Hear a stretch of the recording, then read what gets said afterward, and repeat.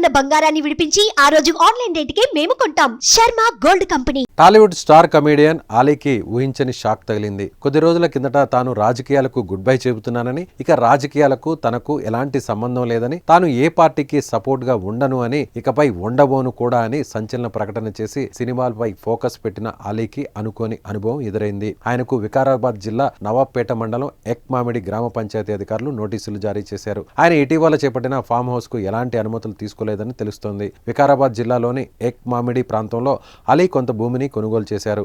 అక్కడ ఆ భూమిని వ్యవసాయ భూమిగాను డెవలప్ చేస్తున్నారట. ఈ నేపథ్యంలో ఈ భూమిలో ఇటీవల ఆలీ ఫామ్ హౌస్ నిర్మాణం చేపట్టారు. అయితే పంచాయతీ రూల్స్ ప్రకారం వ్యవసాయ భూమిలో ఫామ్ హౌస్ నిర్మాణాలు చేపడితే ఆ పంచాయతీ పరిధి వారు అనుమతులు తీసుకోవాలి.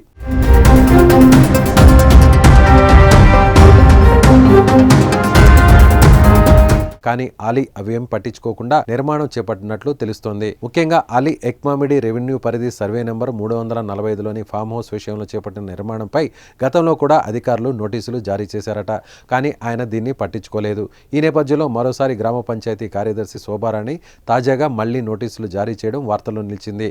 ఈసారి తగిన విధంగా రెస్పాండ్ కాకుంటే పంచాయతీరాజ్ చట్టం ప్రకారం చర్యలు తీసుకుంటామని కూడా అధికారులు స్పష్టం చేసినట్లు తెలుస్తోంది. కాగా గ్రామ పంచాయతీ నోటీసులపై ఆలీ స్పందించారు. ఒక కన్వెన్షన్ సెంటర్ నిర్మాణం కోసం భూమిని లీజుకు ఇచ్చారని తెలిపారు. ఫామ్ ల్యాండ్లో కట్టడాలపై లీజుదారులే సమాధానం ఇస్తారని తెలిపారు. నోటీసులపై స్పందించాల్సింది లీజుదారులే అని తేల్చి చెప్పారు. మరోవైపు అక్రమ కట్టడాలపై చర్యలు తీసుకునేందుకు గ్రామ పంచాయతీ సిబ్బంది సిద్ధమవుతోంది.